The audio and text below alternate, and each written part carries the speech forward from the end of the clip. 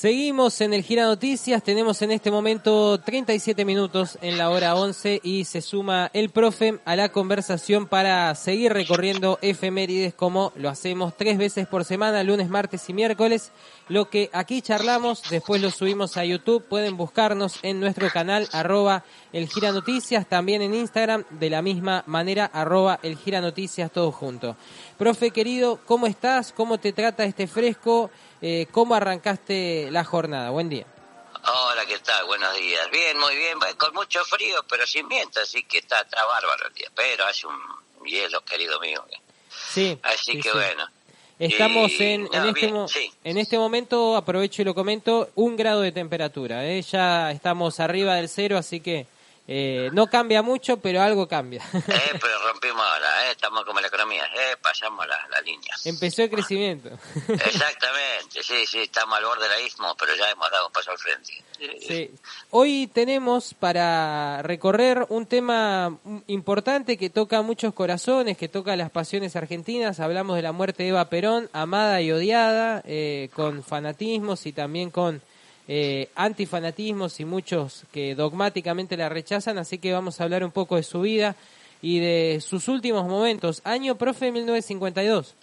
Sí, en 1952, había nacido en 1919, de Junín, como siempre era de hija natural y digamos inicialmente, que se crió con todas las injusticias que podía tener una argentina de esa época, y es una de las personas más polémicas, icónicas que se puede conocer, con características muy particulares. Lea Caimani. No sé, hay muchos autores que lo han trabajado, pero es muy difícil de tocar este personaje sin que se despierten pasiones, que va desde la iconografía santoral, por decir una cosa, al odio más acérrimo, ¿viste? Es una cosa increíble, al punto de tener gente que, no sé, digamos, alegrarse de una enfermedad por el hecho, pero bueno, era una persona que le pateó el tablero al orden establecido, le movió el piso a la Argentina de la época, y aparte, como decía ella, era del interior, pobre y mujer, ¿qué quería, viste? Así que de Junín, yo pensaba que era de una localidad menos conocida del interior. ¿Se viene a la capital a estudiar actuación? ¿Cómo hace el salto? A hacerse un destino, Gerardo, se viene a hacerse un destino. Se viene a hacer su destino, una carrera actoral. Ella fue actriz, razón por la cual también reconozco que parte de su éxito. Beatriz Sarlo es una de las autoras que por ahí trabaja muy bien y dice lo que no logró en el nivel del arte, su condición de actriz y sus dotes artísticas esas dotes las obtuvo en la política, porque realmente tuvo, como muchos líderes naturales, muchos líderes naturales que tuvieron la capacidad de tener un buen manejo de los medios de comunicación para manifestar una pasión que logra adhesiones y fuertes rechazos, ¿viste? O sea que fue más popular. Bueno, esto sin duda, ¿no? ¿Qué estoy diciendo? Fue más exitosa. Desde el punto de vista como actriz, fue más exitosa en lo político que en lo artístico.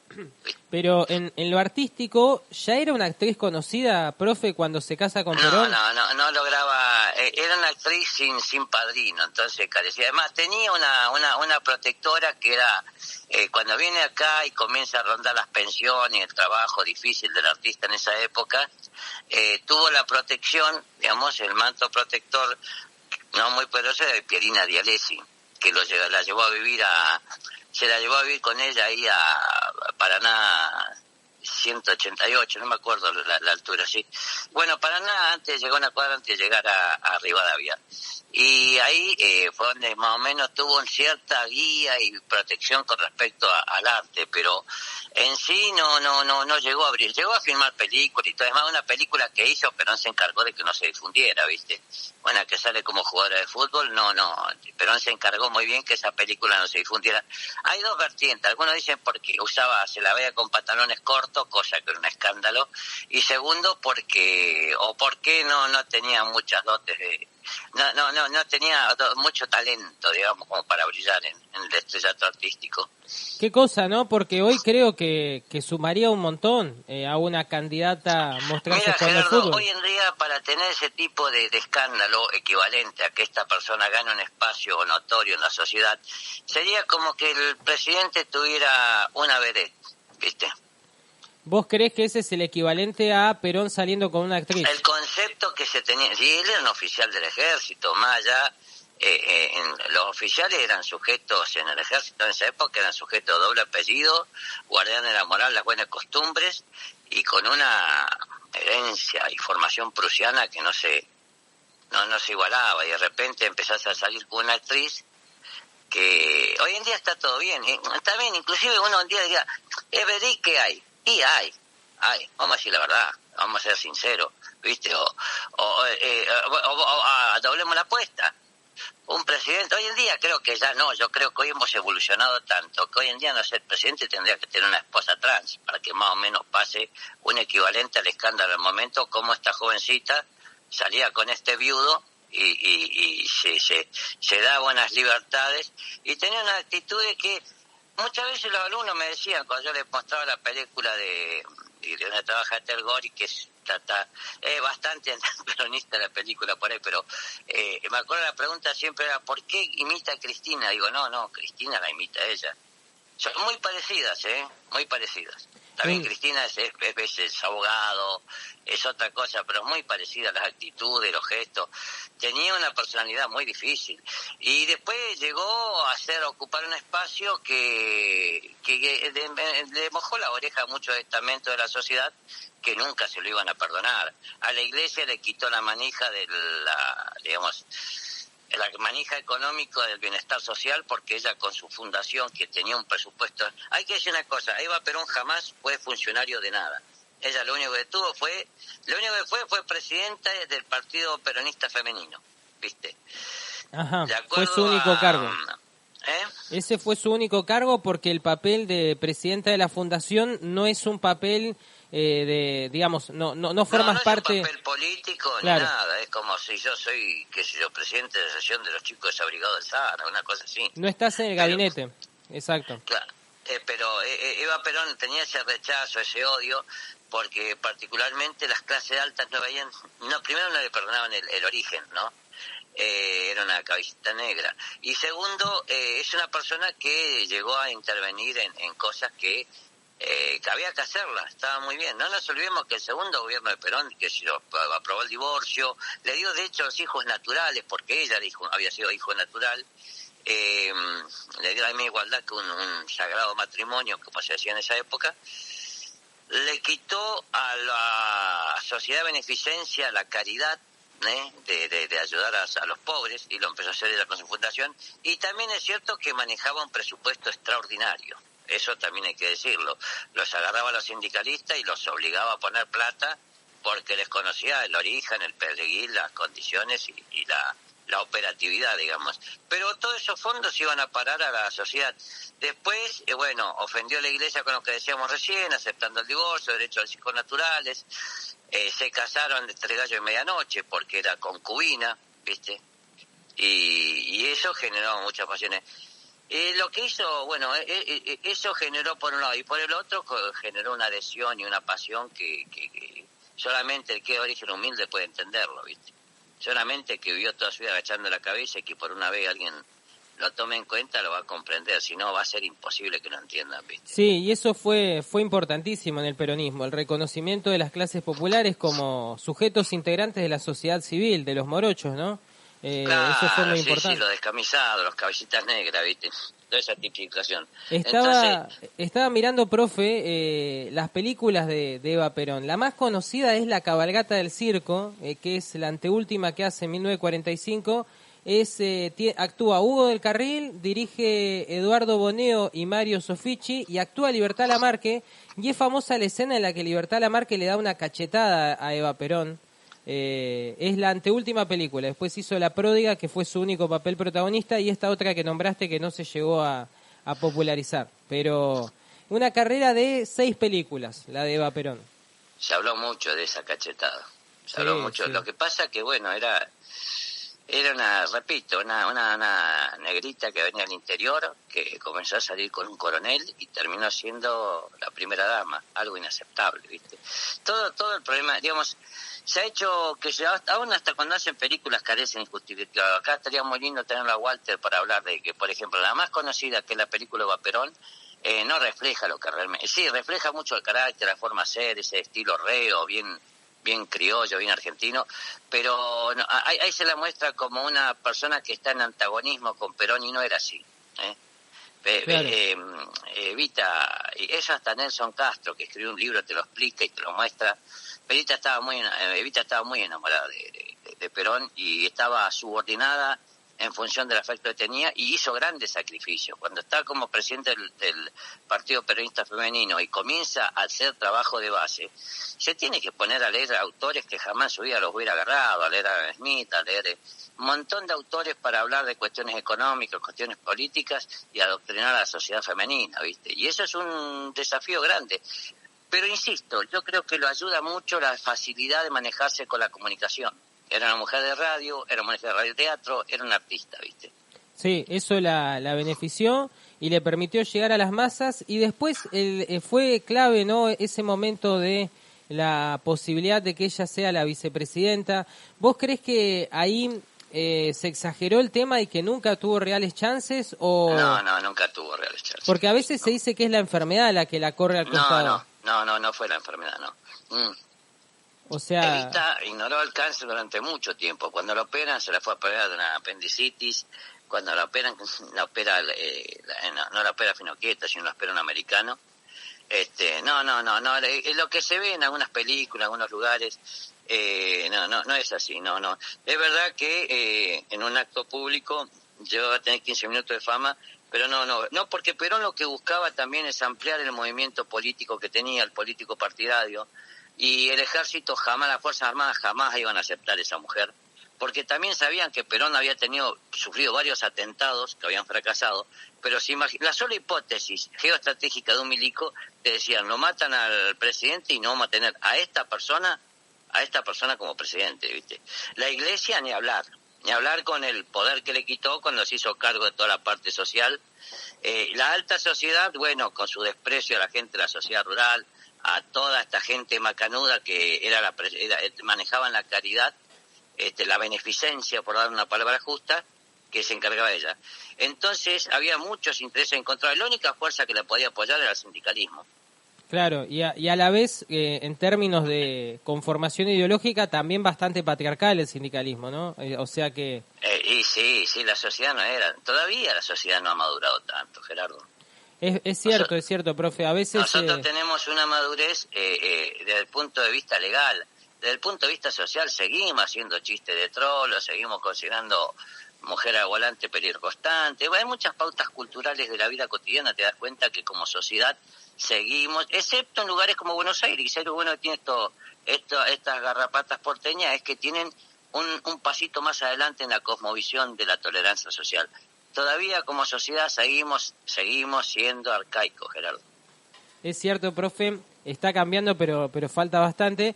Sí, bueno, pero ya por lo menos es legal, ¿viste? Ya eso es una cosa. Yo veo muy bien eso, me parece bárbaro. Vos decías hace un momento que ignoró el cáncer Evita. O sea, ella sabía que estaba enferma y no se trató, se dejó estar. Sí, lo que hay que decir una cosa que no se lo veo a Cristina, es la pasión por la dedicación que tenía, ¿viste?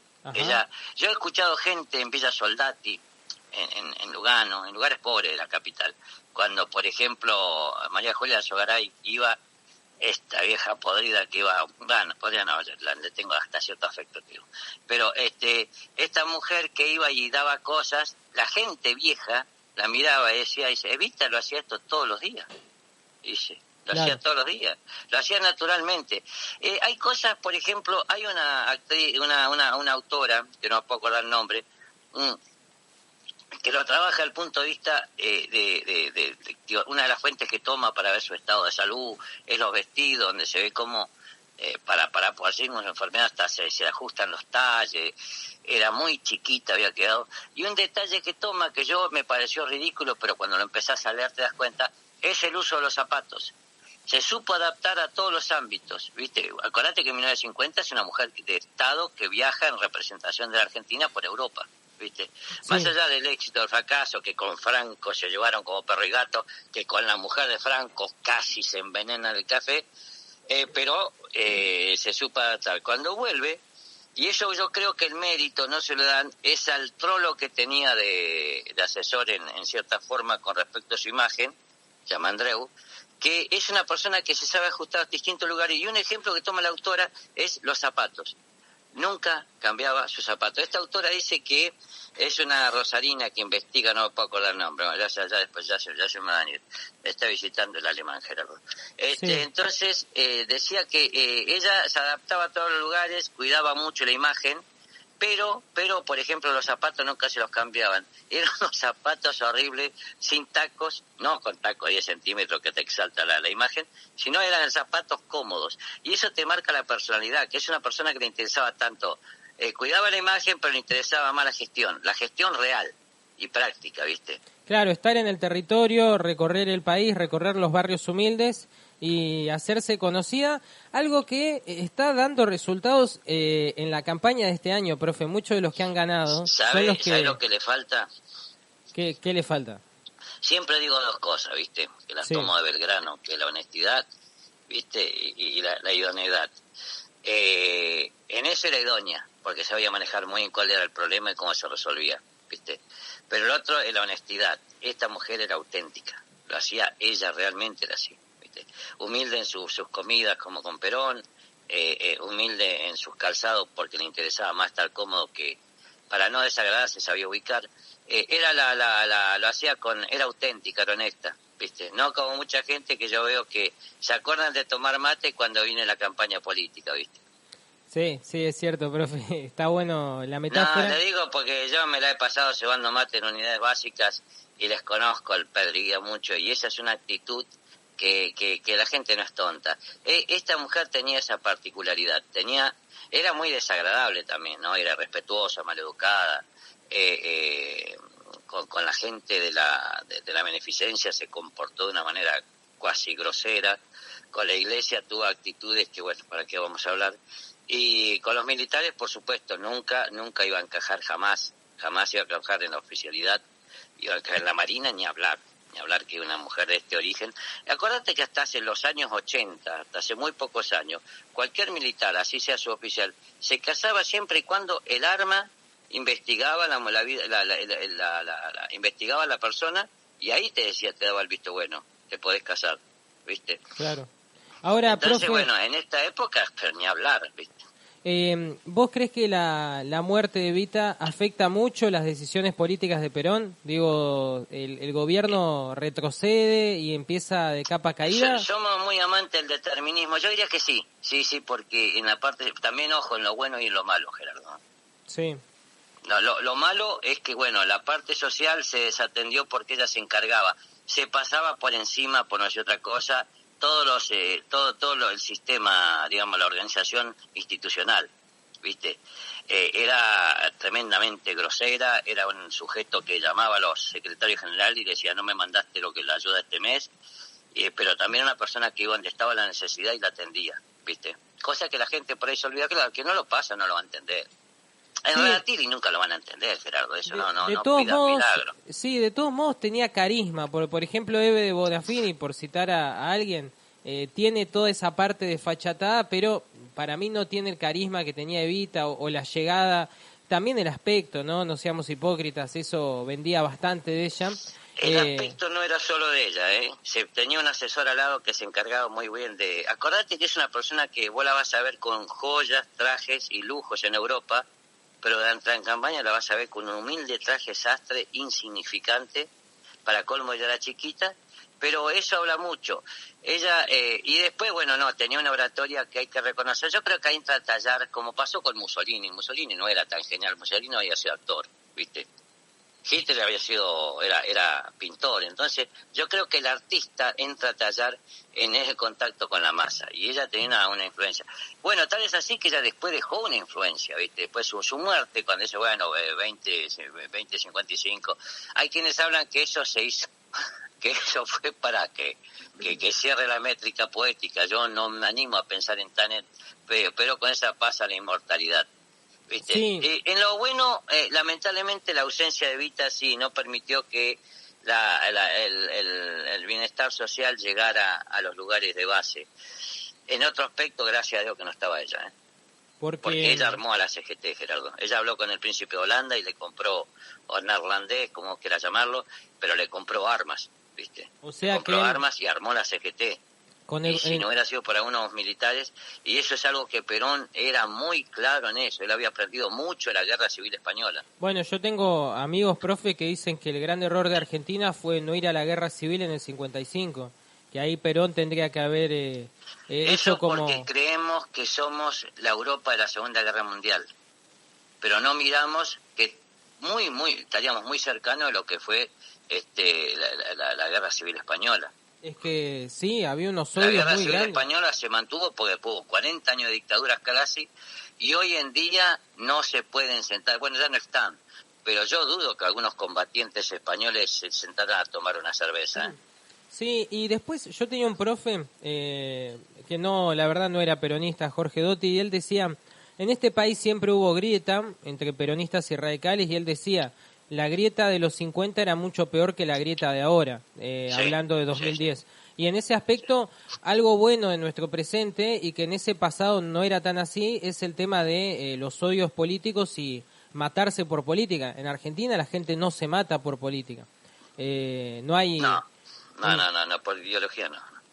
Lo que nos está matando es la economía, pero no tenés unos enfrentamientos ideológicos ni como pasa en Brasil o en Colombia, que matan a un dirigente todas las semanas vinculado al progresismo.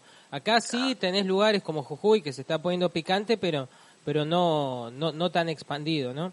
En esa época era un poco distinto, ¿no? Y podría haber sido una catástrofe, la verdad. Sí, yo no creo en eso de que si hubiera existido una guerra civil las cosas se hubieran puesto en orden, porque España no se puso en orden. No, es verdad. No se puso en orden, y todavía hay resentimientos que no permiten abordar temas históricos como la famosa Guerra Civil Española. Cuando cualquier español habla lo que le contó el abuelo, ¿viste? No. Hasta los historiadores, Gerardo, hasta los historiadores. Así que... Es más, no conozco autores que hablen de un tema puntual, no conozco autores que hablen de la División Azul Española sin que se pongan... Vos lo escuchás hablar y decís, este es republicano, o este es nacional, ¿viste? Y las pasiones sí eran fuertes, sí, yo me crié en una familia gorila, lamentablemente mi madre era más que radical que los radicales, era pachista, y mi viejo también, y sí, pero afortunadamente hoy en día no. A pesar de que han hecho todo lo posible, Cristina hizo todo lo posible para que nos alimentemos el odio, pero no estamos, gracias a Dios, a esos niveles. Y después, ¿qué quedó de Evita? Estaba pensando, porque sí están los Juegos Evita, en lo cultural y en lo deportivo. Creo que la AOH y las medidas vinculadas a ese estilo tienen el sello de ella, pero después, bueno, hay mucha apropiación, como Evita con el pañuelo del aborto, o Evita después apropiada por los montoneros, como... Bueno, si Evita viviera sería montonera, la Evita del pañuelo verde, son construcciones que se las adjudicamos nosotros, o una Evita con una especie de imagen de Che Guevara, ¿viste?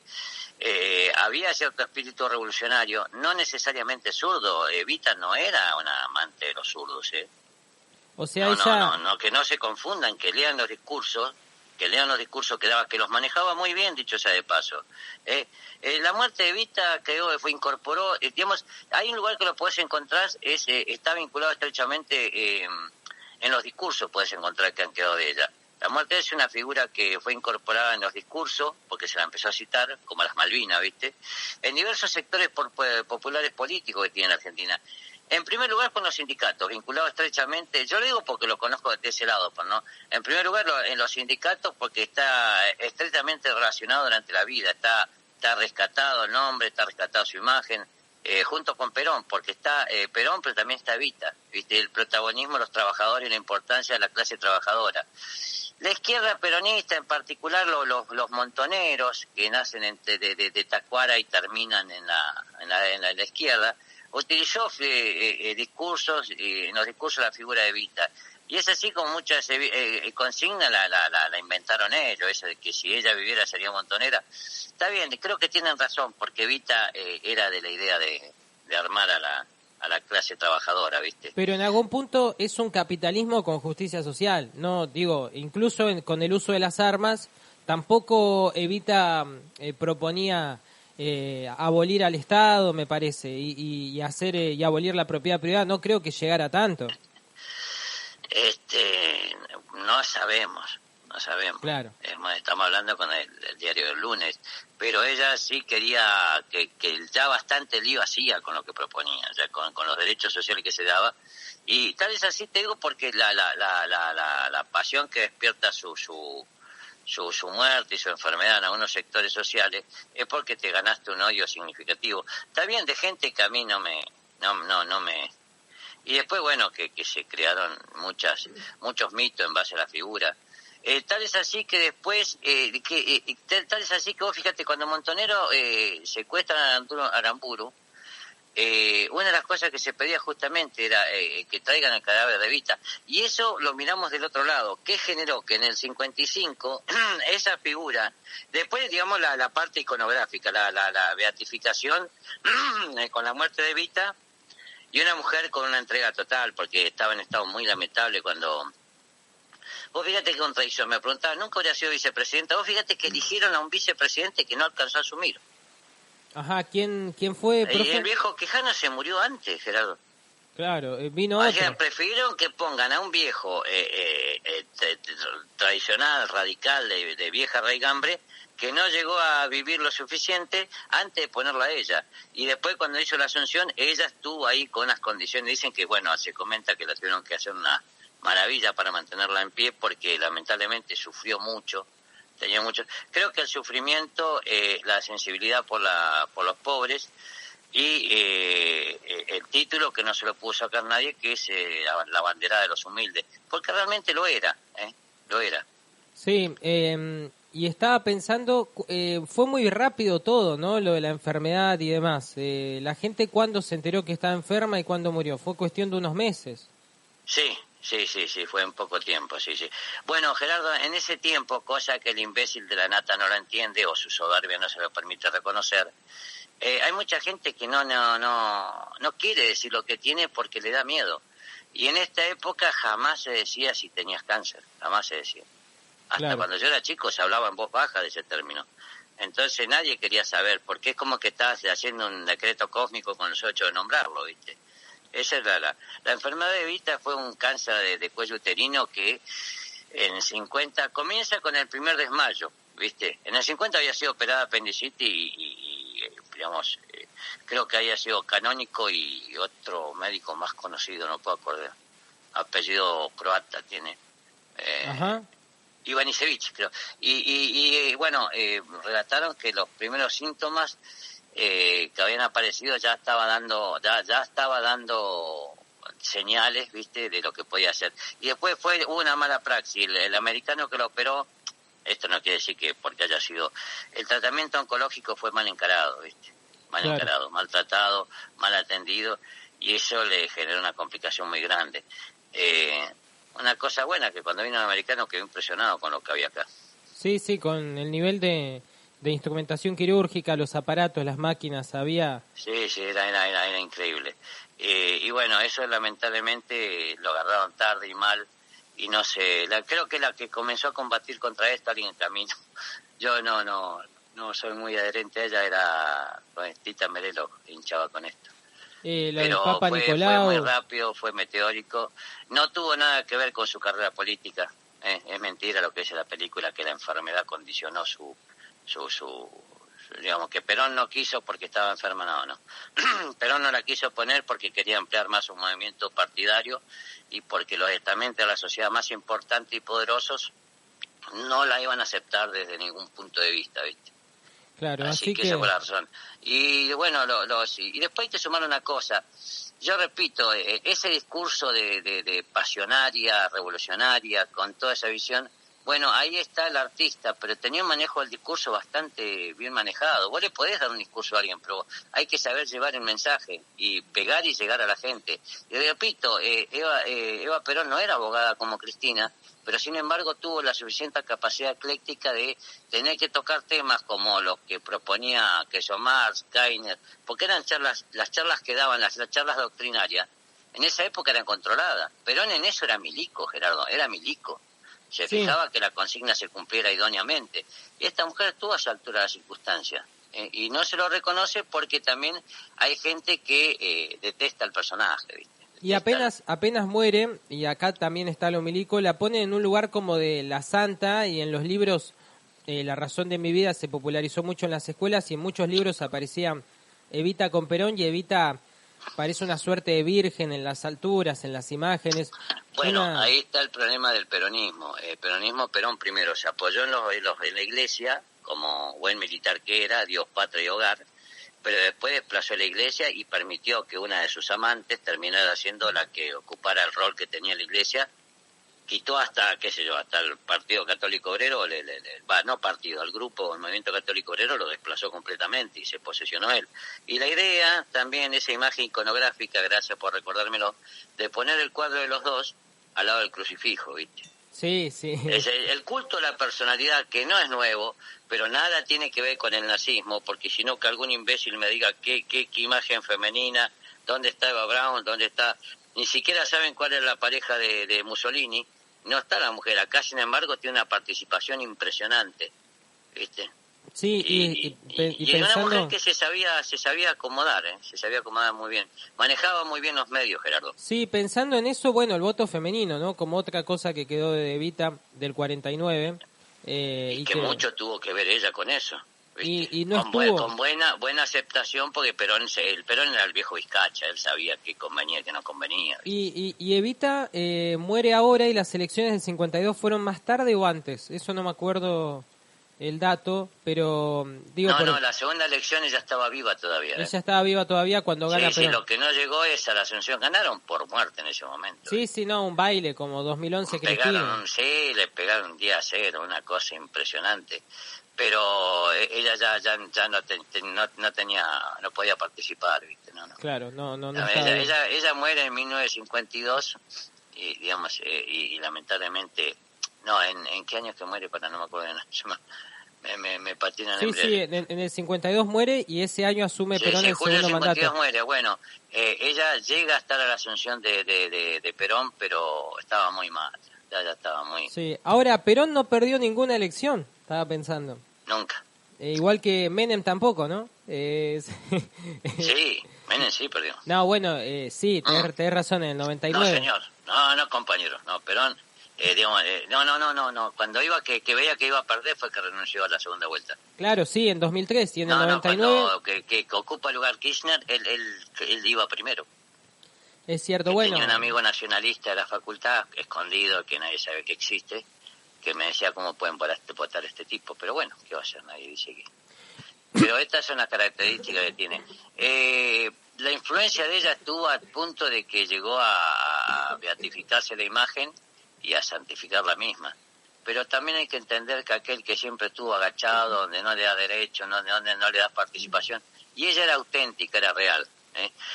Hoy tenemos dos temas, ¿no? Sí, profe. Otro que vamos a tocar, que vivió en personaje toda su vida. Evita era todo lo contrario, ¿viste? Exacto. Era auténtica. Profe, Uno te podía propongo... creer que era el personaje que la manejaba, no, era ella, no el personaje. Te propongo una pausa y vamos con el segundo personaje del día, el segundo evento del día. Sí, la verdad que es poco, porque apenas hemos tocado la superficie de todo lo que se puede hablar de esta persona, ¿viste? De su discurso, de su manejo de la popularidad, del culto a la personalidad, del manejo, el cuidado de la imagen, Y bueno, los sentimientos de rechazo, odio y de pasión irracional tienen que ver a veces con la cuestión. Y después la cuestión de discriminación de género, que está tan de moda, el tema de la patria potestad, el tema de digamos, el rol de la mujer, eso es algo mucho que tiene que ver con Eva Perón, Eso es lo lamentable, que se haya muerto tan tempranamente. En lo otro no, Gerardo. Yo en lo otro, eso de armar la clase obrera, Mirá que me gustan los fierros, Gerardo, pero no, se comienza, pero no se lo controla, Gerardo, eso no se lo controla. No se sabe a dónde va a parar. Bueno, hacemos tanda y ya volvemos con más. 12 del mediodía, 12 minutos en todo el país. Si usted desea publicitar o promocionar su producto, comercio o servicio en el Gira Noticias, comuníquese al 0297 411 4990 o a través de nuestro Instagram, @elgiranoticias. Con gusto resolveremos sus dudas e inquietudes y le brindaremos la solución que está necesitando. Este es el programa de P3 Producciones 3, promueve ventas en radio y TV, su departamento radio. El Gira Noticias, sin dudas el punto donde habita la información. Continuamos en el Gira Noticias, seguimos en conversación con el profe, con Raúl, charlando de historia. Hemos recorrido con amplitud y con varios detalles lo que fue la biografía y la muerte de Eva Perón. Un día como hoy, hace 71 años, se nos iba Eva. Ahora nos dedicamos a otro tema que está muy cerca en fecha, es 1953, es un año después. Estaban pasando cosas en América Latina, ¿no es así, profe? Sí, estaban, no con la imagen que se tiene ahora, en 1953 cuando se hace el asalto a la Moncada, y acá voy a aclarar una cosa de entrada nomás. Yo dije que Eva Perón se la vio como un sujeto que parecía que actuaba y era ella, era auténtica. Bueno, acá yo creo que Fidel Castro, no digo Raúl Castro, pero Fidel Castro fue un sujeto que terminó atrapado en el personaje y vivió todavía en personajes. ¿Por qué lo digo? Porque en esta fecha, digamos, el asalto al cuartel de la Moncada es un fracaso militar y un éxito político desde el punto de vista que se posiciona en la cúspide de las imágenes Fidel Castro, sin que mostrara claramente su ideología, porque Fidel Castro en esta época era afiliado al Partido Ortodoxo, ¿viste? Ubiquémonos en el contexto de la época.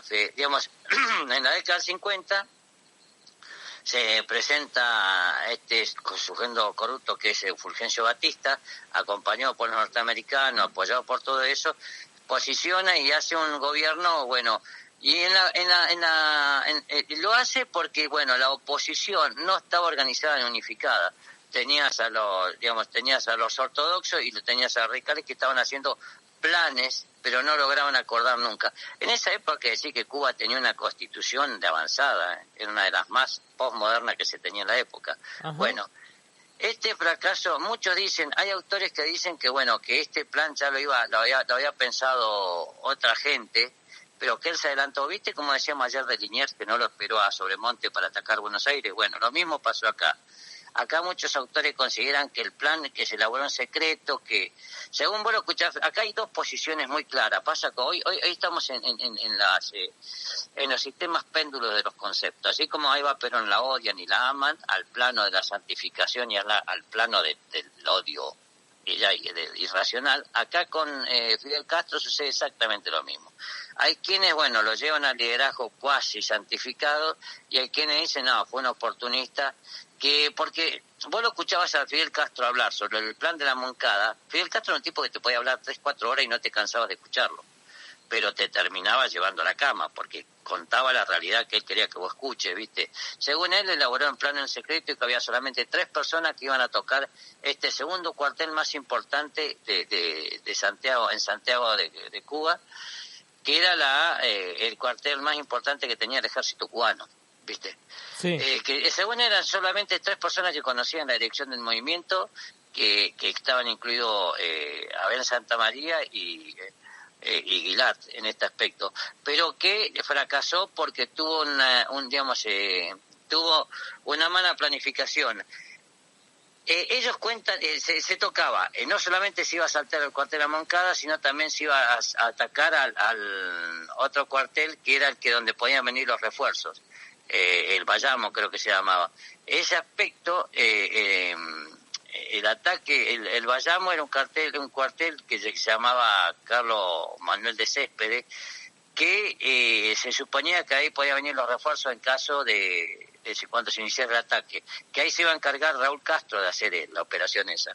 En ese aspecto fracasa porque ni apenas en los preparativos, supuestamente se elaboró en secreto, solamente 3 conocían la dirección del movimiento, se iba a aprovechar como es el festejo de los carnavales en Santiago. La idea era tomar el cuartel, provocar la renuncia de tomar el cuartel, de tomar prisionero a todos los militares. Era un cuartel de 400 efectivos aproximadamente. Fidel Castro dicen que eran 1000, no eran 1000. Eran de 400 efectivos, que era un complejo muy grande porque estaba el Hospital Civil al fondo, estaba la fachada y tenían el barrio militar. Era un lugar bastante complejo, ¿viste? Las armas, los uniformes y todos los recursos que utilizaron los crearon ellos, ¿viste? Porque ellos se fueron vestidos según Fidel Castro, se fue vestido como de sargentos para que lo que primero pensaban que era un problema de movimiento interno del ejército. Con esa confusión vos identificás las órdenes de los participantes. También, bueno, Fidel Castro se adjudica que tenía una cantidad de 1.200 efectivos bajo su dirección, pero la realidad, lo cierto es que fueron 160.000 a lo máximo los combatientes que fueron a tomar este cuartel. Eso fue, en realidad los 135 creo que ocuparon, vestidos con uniforme de sargento del ejército de Batista, para confundir esto, para que no haya órdenes claras, y fracasan porque justamente lo primero que tienen que hacer es pasar un puesto. Él va en el segundo auto y ni apenas toman el puesto, lo que encuentra Fidel Castro, que iba en el auto anterior, en el auto posterior, en el segundo auto, es que aparece ellos le llaman una cosaca, que es raro porque yo he leído y cosaca le decían ellos a las guardias de casilla. Bueno, una patrulla móvil, y eso es lo que provoca que se pierda el factor sorpresa. Eso dificulta mucho poder tomarlo y... Salud. Perdón. La idea era, bueno, con esto lo tomamos este lugar, el pueblo se levanta a favor nuestro y logramos que renuncie Batista. Caso contrario, bueno, nos hacemos con las armas que estaban ahí, nos escapamos a la montaña y ahí armamos al pueblo para comenzar la revolución. Que en ese momento no se hablaba tanto de revolución de izquierda como lo mostraba él. Yo creo que la adhesión política de izquierda de hecho, muchos autores coinciden en esto, que su adhesión al marxismo-leninismo se da después de Bahía de Cochinos, ¿viste? Hasta esa época no hay una adhesión inmediata. O sea, hasta que se comprobó que con Estados Unidos no había otra más que Huasca y Rebenque y total oposición, ahí sí se pasan totalmente al comunismo. No, es que inclusive Fidel Castro llegó a estar en Estados Unidos como una estrella, porque no se sabía bien cuál era su tendencia política. Hay quienes, bueno, desconfían mucho, pero el tema es eso. La operación militar falló, porque los 2 primeros autos fueron hacia el Hospital Civil, el tercer auto se quedó en el Palacio de Justicia. Fidel, que iba en el segundo auto, que tenían que tomar el puesto 3, yo creo que le dicen posta eso. El auto se averió al llegar a la Moncada y los 4 que iban arriba terminaron actuando. Para colmo de males, cuentan el relato que con tan mala suerte que uno de los ocupantes se baja, porque le da la orden a Castro que se baje para tomar prisionero a unos sujetos que estaban ahí, se cae y se le dispara el arma, y eso alerta a todo, y ya un grupo que dirigía a ver los 23 miembros, Lester que manejaba 6, terminó toda la balacera y fue una masacre. La leyenda negra que construyó el gobierno de Fidel Castro dicen que, bueno, de todos los muertos solamente 6 murieron en combate, el resto fueron torturados y muertos. Hay muchos autores que consideran que en ese momento Fidel Castro no gozaba de la mayor popularidad dentro del movimiento ortodoxo, que era el partido que él militaba, y que este tipo de situación lo puso en primera plana y cobra una popularidad increíble. Y eso es lo que va a hacer que se posicione dentro del partido ortodoxo y le cobre un liderazgo que no se lo va a poder, no lo va a poder desplazar nadie. Hay de hechos que se exageran. Hay una leyenda negra que habla que, bueno, que las primeras tomas del puesto de la posta, que lo llaman, que es el puesto de guardia, habían matado a cuchillo a todos los centinelas. No era así, los tomaron prisioneros. Y del otro lado se dice que todos los que murieron, quitando 4 o 6, fueron torturados y vejados. hay una exageración inclusive, que algunos dicen que bueno, que no quiero alimentar el morbo, pero por ejemplo decían que a algunos se le habían cortado los testículos, que le habían sacado los ojos. Nada de eso tampoco es cierto, ¿viste? De los dos lados se escribieron leyendas negras con respecto a cómo actuó el contrincante. En ese momento, ahí sí me voy a detener en un tema. Batista quería consolidar su nefasto forma de gobierno haciendo un movimiento de unificación y haciendo unas elecciones, aunque sean simuladas, pero para legitimarse en el poder. Y justamente se calcula que Fidel Castro quedó vivo porque fue por orden directa de Batista, que querían que no lo toquen ni le hagan daño. Ajá, una manera de no mostrarse como un ogro, sino claro, un poco más como abierto. Que es un sujeto civilizado. Pues después ya cuando comenzó la guerra entre las dos facciones ya se acabó todo tipo de tolerancia, ¿no? El tema es que fracasa el movimiento, rápidamente se repliegan.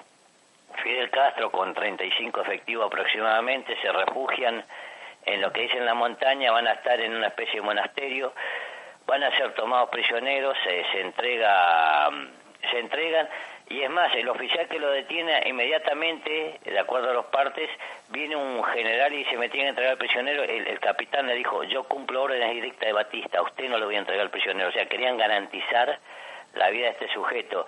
Y ahí es donde cobra popularidad y pasa al estrellato Fidel Castro, porque el famoso discurso que lo emula muy ridículamente Cristina Kirchner cuando dice la historia, hay un libro que escribió él, digamos, cuando la famosa frase, ¿no? La historia me va... Sí, la historia me va a absolver. Sí, el libro de él se llama La historia me absolverá, sí, como lo dice la compañera, ¿viste?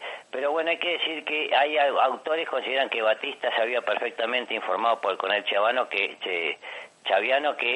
se preparaba un ataque en cualquier momento y que había todo un retén de guardia preparado para contestar este tipo de acción. Lo que sí es cierto que en la forma y con el armamento que fueron era bastante absurdo hacer este tipo de operación, porque estamos hablando de un cuartel que tenía fusiles bien dotados por los americanos, ametralladoras de calibre 30, tenía un montón de armamento y ellos iban con carabinas calibre 22, escopetas recortadas calibre 12, revólveres, una cosa bastante suicida. Por eso muchos calculan que este fue un fracaso calculado para que él se pueda posicionar en un liderazgo del cual le costaba ocupar un espacio, porque él lo querían como abogado nada más. Claro, exactamente. Así que le encontró la vuelta. Permitime que me explaye un poco. Era buen comandante Fidel Castro, ¿no? ¿En qué sentido, profe? Porque en la parte geoestratégica y la parte táctica. Yo lo digo porque, por ejemplo, no lo digo por lo que fue la Revolución Cubana, no conozco mucho los combates, no miré mucho eso. Es más, en algunos casos Santa Clara se calcula como un soborno extraordinario por parte de los revolucionarios a la oficialidad del ejército batista, pero sí lo tomo de lo que fueron las operaciones de Cuito Cuanavale en Angola. Sí. Ahí Fidel Castro se manejó como un verdadero general de frente, de primer frente. Sí, pero eso sería en los 80, ¿no es cierto? No, eso fue mucho después. Claro. No, mucho después. No, pero te quiero decir, este asalto a la Moncada no fue Fidel Castro. Y después siempre digo lo mismo, Gerardo. Fidel Castro, después de esto, a él lo termina tragando un personaje y vivió en personaje toda su vida, Fidel Castro. Vos lo escuchabas hablar y no era él el que hablaba. En el fondo era un nacionalista católico, por así decirlo. Sí, era de buena familia, buena posición. Bueno, era abogado, Gerardo, no estudiaba cualquiera en la Cuba de esa época. Claro, y después, bueno, se pasa... No es como ahora que tenés taxistas que tienen posgrados y todo eso. Exacto. Así que, entonces, más desde la épica, el show y los discursos de odio que desde el realismo, una fecha más para la leyenda que en los acontecimientos, porque lo que me contás es una batalla mínima de 1 hora, 1 hora y media. Era un asalto que ellos sabían que tenía media hora, pero arranca a las 5 de la mañana, los asaltantes comenzaron con 16 autos, los primeros autos fueron, algunos se chocaron, algunos se dispersaron, otros se perdieron, hay autos que se averiaron, hay revolucionarios que quedaron en el camino, o sea, parecían argentinos estos tipos. el que traía la mayor apoyo de armas se quedó en el camino. Entonces fue un ataque desde el punto de vista militar, un fracaso por donde se lo mira, pero por el punto de vista político fue un estrellato y un posicionamiento en el liderazgo del movimiento político donde Fidel Castro cobra una participación y una imagen que va a ser imposible desplazarlo, ¿viste? Sí, y 6 años después tenés la revolución. Y después, bueno, se va a México, en México se reorganiza la guerrilla, vuelven, hacen 3 años, jamás en los 3 años de que fue de Sierra Maestra a la toma de La Habana, jamás se salió del manualcito de Mao Zedong.